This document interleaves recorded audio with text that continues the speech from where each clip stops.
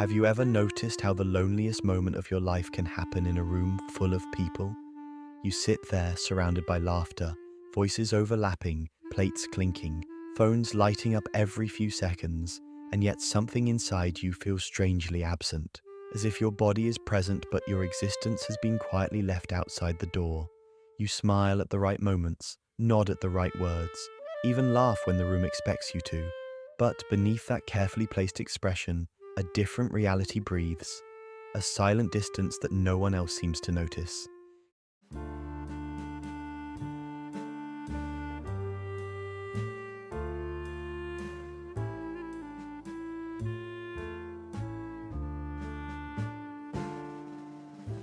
You tell yourself you shouldn't feel this way. After all, you are not alone. There are people beside you, talking to you, touching your arm, tagging you in pictures. But the ache does not respond to logic.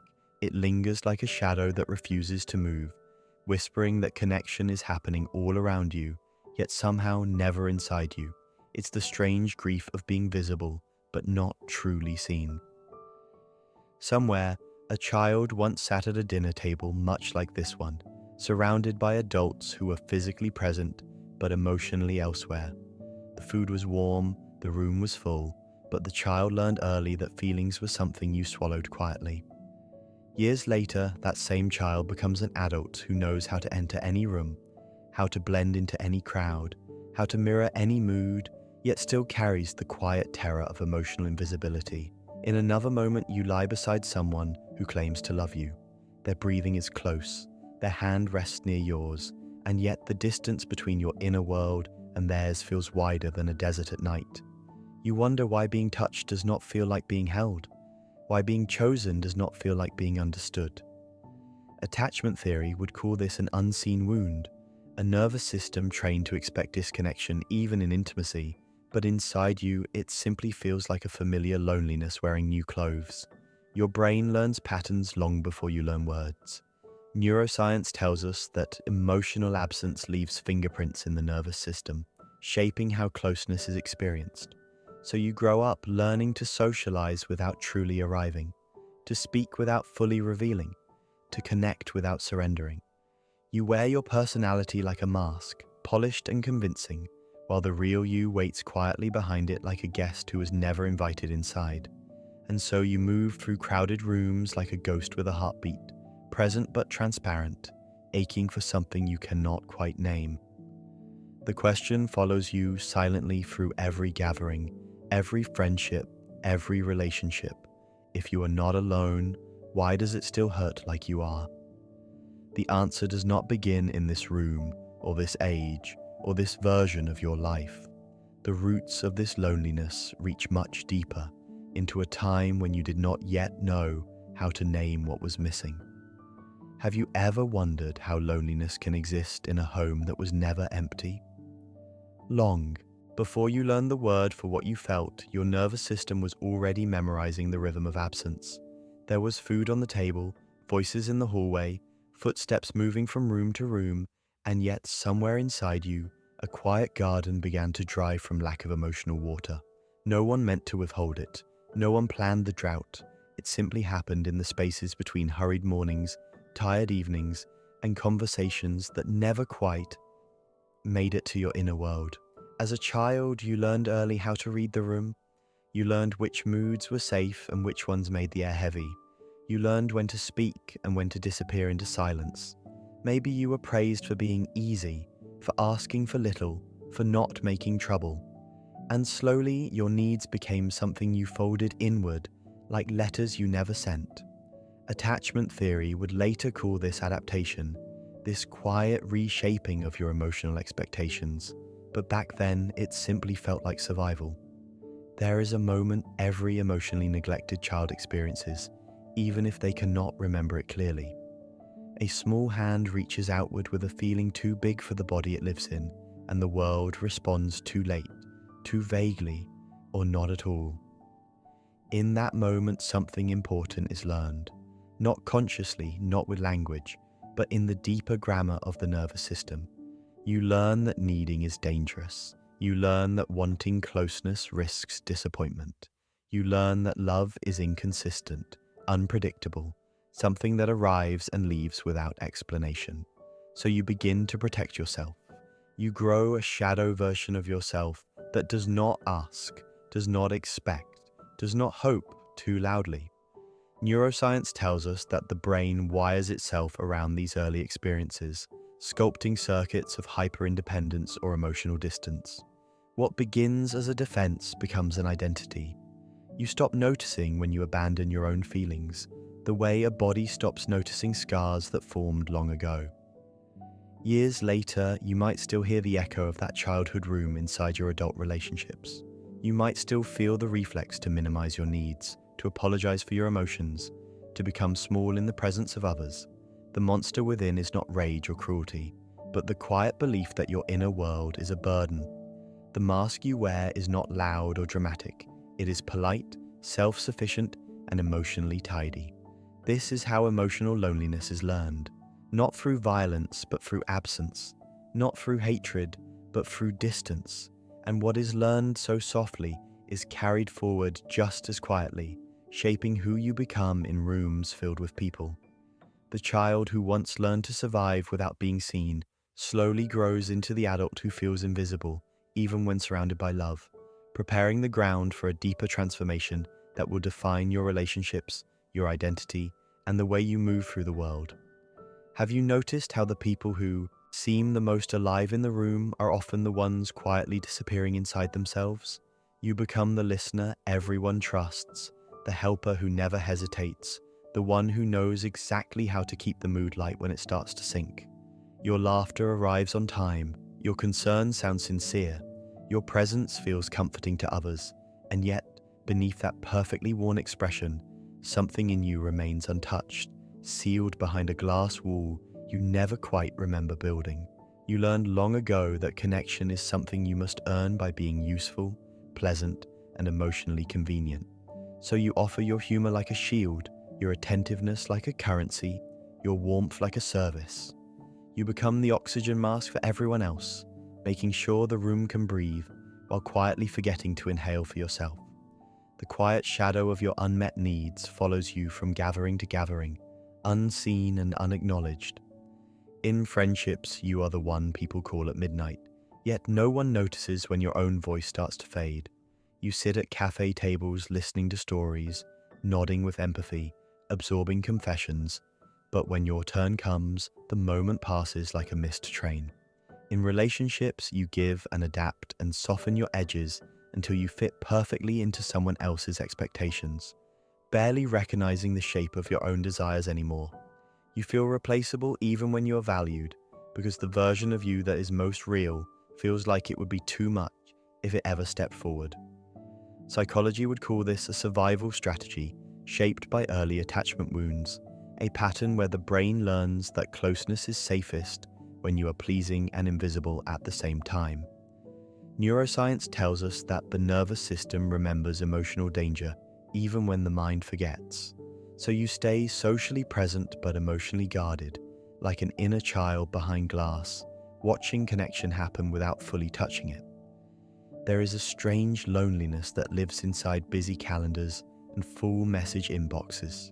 You can be surrounded by people and still feel like a guest in your own life, careful not to disturb the furniture of other people's comfort. The monster within is not anger or bitterness, but the quiet belief that your real self must remain hidden in order to be loved at all. And the irony cuts deepest here. The more reliable, likable, and supportive you become, the heavier your loneliness grows. The more people lean on you, the less your own weight seems to exist in the world. You become essential to everyone else while remaining emotionally optional to yourself. What looks like confidence is often camouflage. What looks like happiness is often a well-practiced disguise. And what looks like connection is sometimes only proximity without presence.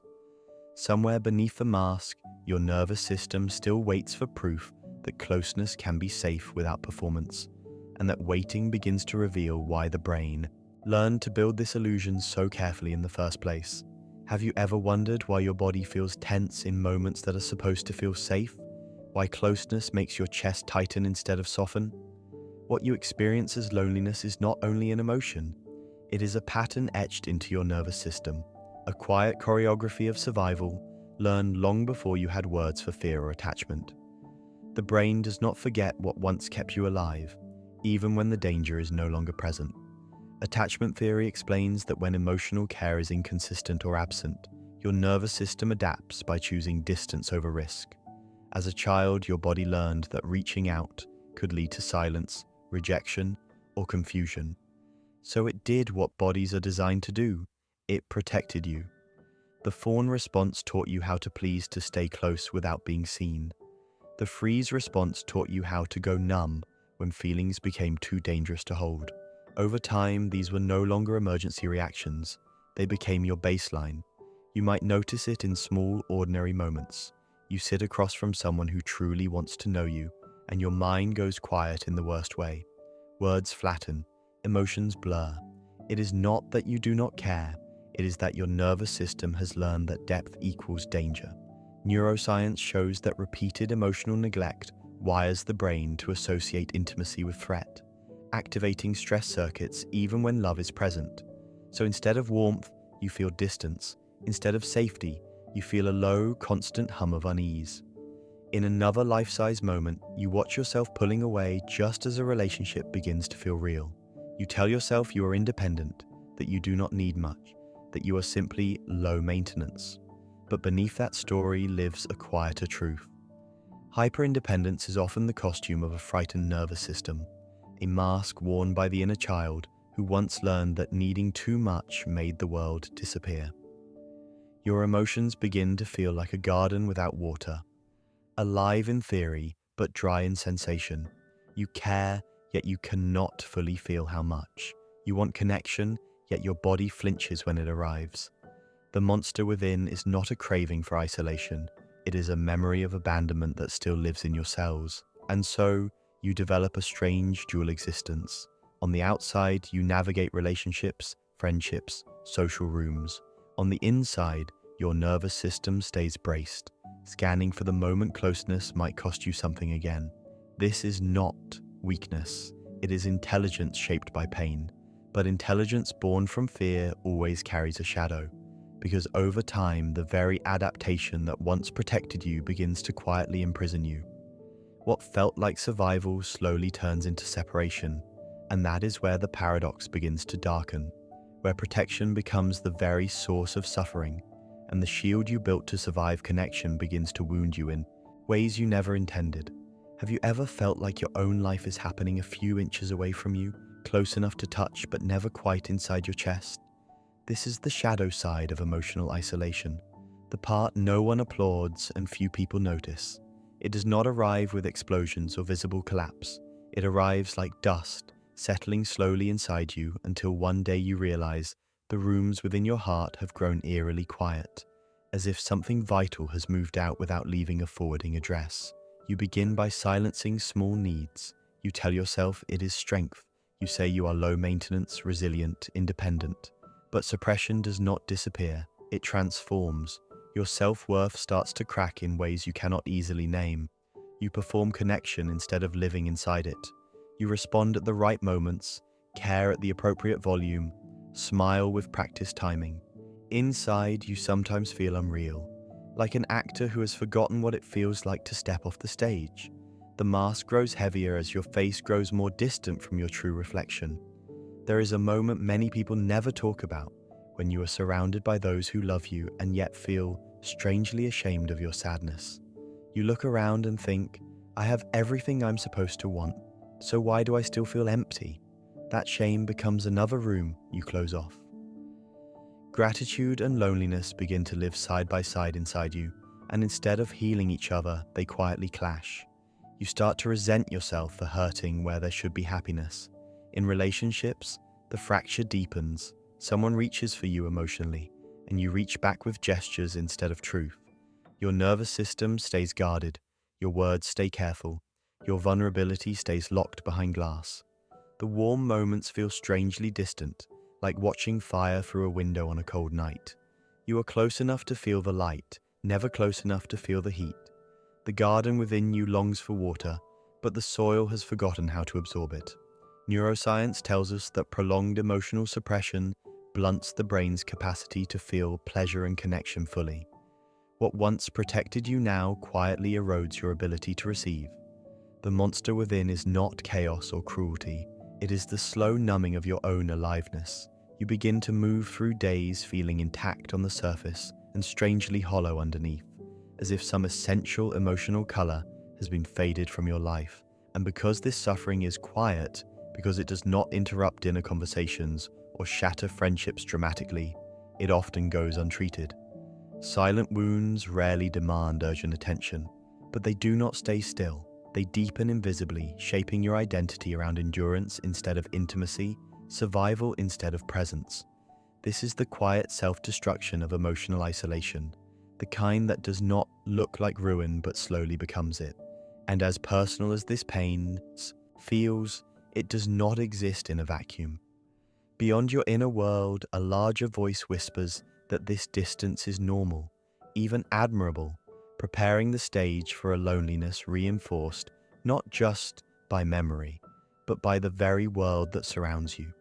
Have you ever noticed how the world applauds you most when you appear to need nothing at all? Somewhere along the way, independence stopped meaning freedom and began meaning emotional invisibility.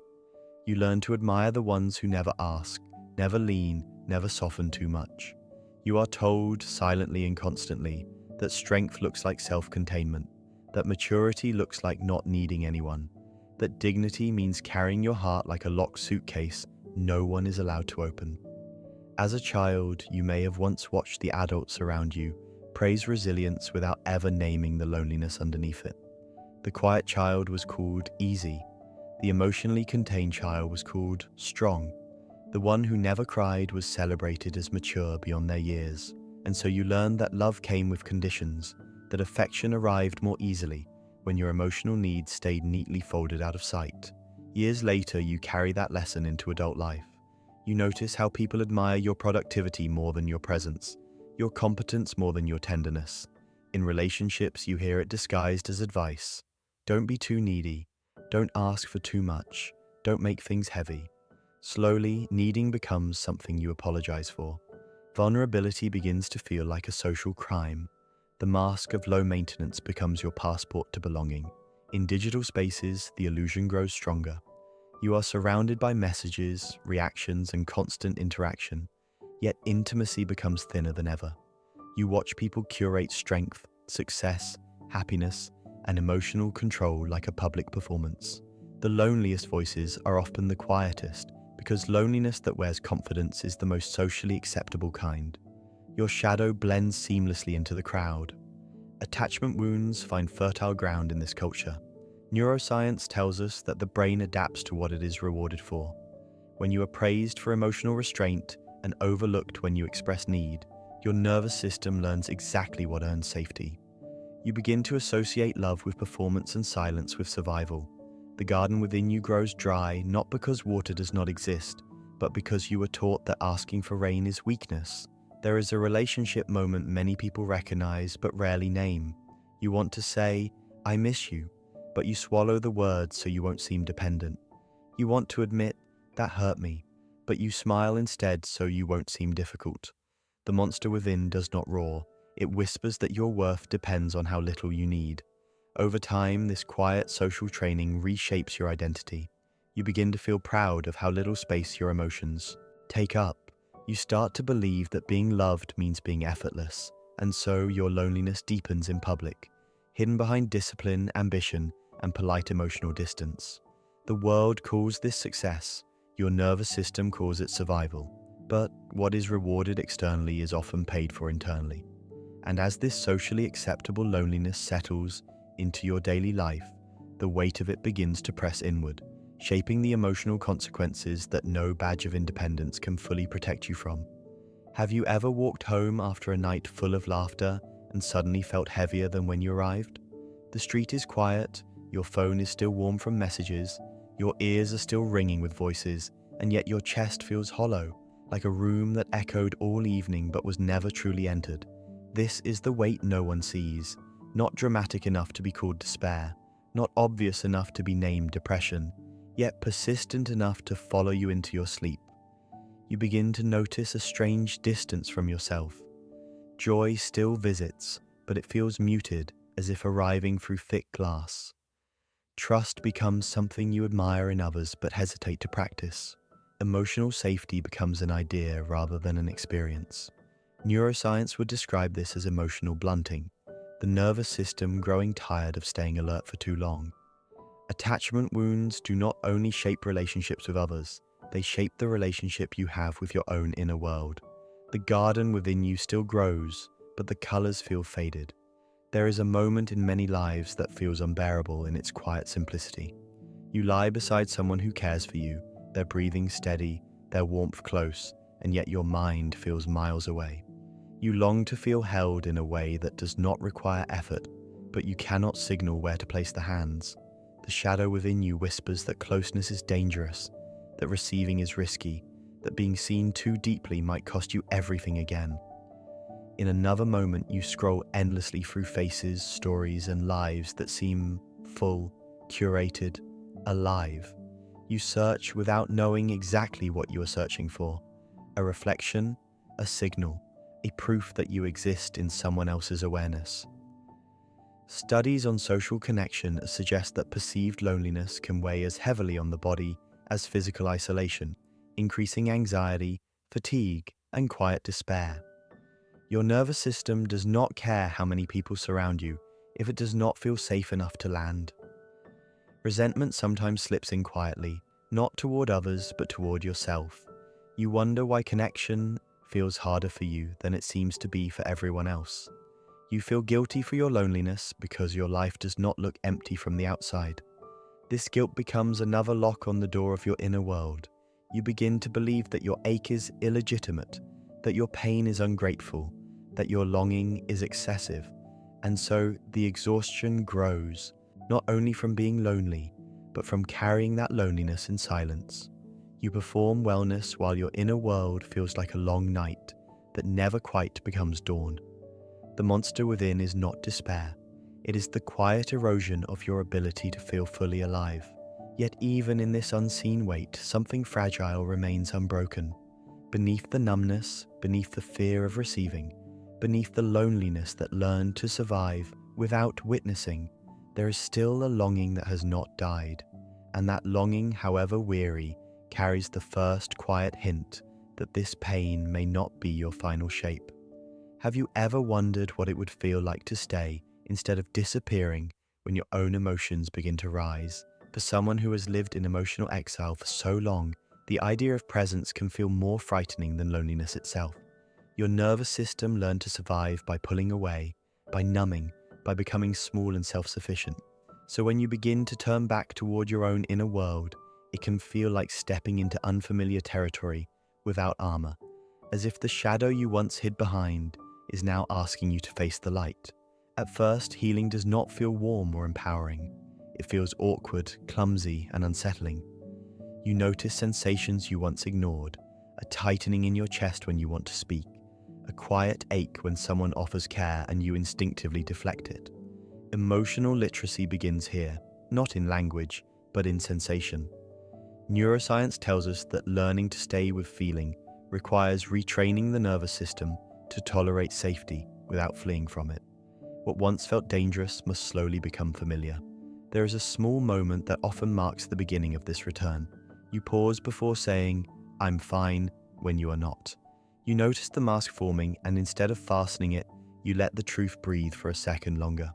In another moment, someone offers you kindness, and you feel the old impulse to earn it, to repay it, to shrink beneath it.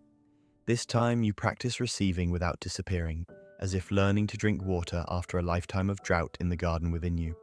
Boundaries appear not as walls, but as doors you learn to open and close with intention. Self-validation begins to replace the old hunger for permission. You learn, slowly and imperfectly, that your emotions are not intrusions into the world, but part of how you meaningfully exist within it. Attachment does not heal through performance. It heals through presence. There will be fear. The monster within will whisper that you are asking for too much, that your needs will make you unlovable, that safety is an illusion. But each time you remain emotionally present through that fear, something inside you rewires quietly. New neural pathways begin to form where old survival circuits once ruled. What once felt like threat slowly becomes tolerance, and what once felt impossible slowly becomes familiar. You discover that loneliness does not loosen its grip through more conversations, more rooms, more crowds. It loosens through depth, through being with yourself when you once abandoned yourself, through letting another person witness the parts of you that were trained to stay invisible. Healing, you realize, is not about becoming stronger, brighter, or more impressive. It is about becoming available to your own inner life again. And as you begin this gentle return, another truth begins to surface beneath the noise of survival. A truth about meaning, identity, and what it truly means to be seen, preparing you for the final quiet question that waits beyond the work of becoming whole again. Have you ever considered that what you called distance was never coldness, but refuge? That what you judged as emotional failure was once an act of quiet intelligence, a way your younger self learned to stay alive in a world that did not always feel safe? You were never too distant. You were protecting a wound that did not yet have language, a crack in the heart that learned to hide before it learned to heal. Somewhere inside you still lives the child who waited for presence and learned to survive its absence. That child did not choose loneliness. Loneliness chose the child when warmth was inconsistent and understanding felt uncertain. And so the nervous system did what it was designed to do. It learned to withdraw just enough to avoid pain, to stay invisible just enough to avoid rejection, to become strong in ways that never drew attention to the ache underneath. What looks like emotional emptiness in adulthood was once emotional wisdom in childhood. There is a powerful correction in seeing your loneliness this way. You were not broken, you were adaptive. The mask you wore was never vanity, it was armor. The shadow that follows you was never evil. It was memory. The monster within was never destruction. It was fear trying to keep you safe long after the danger had passed. Even the garden without water was not abandoned by choice. It was closed during a long season of drought. True connection does not begin the day you fix yourself. It begins the moment you stop condemning the parts of you that learn to endure without being held. It begins when you meet your own emotions without demanding that they be tidy, impressive, or resolved. It begins when you allow yourself to be ordinary in your fear, honest in your longing, imperfect in your need. In one quiet moment, maybe walking alone at night or sitting near a window while the world moves past you, you may finally feel it clearly. The loneliness was never proof that you were unlovable. It was proof that you learned to love yourself quietly when no one else could reach you. And now that same quiet strength can learn a new rhythm, one that does not require disappearance to feel safe. You will not become visible by becoming louder. You will become visible by becoming real. Presence does not arrive through performance. It arrives through courage, the soft courage of staying with your own heart when every old instinct tells you to leave. The deepest connection you will ever touch is not found in crowds or conversations, but in the place where your guarded inner world finally feels safe enough to open. And perhaps this is the truth that remains when all the analysis falls away. You were never too distant to be loved. You were simply waiting for the moment when your own presence would finally feel like home.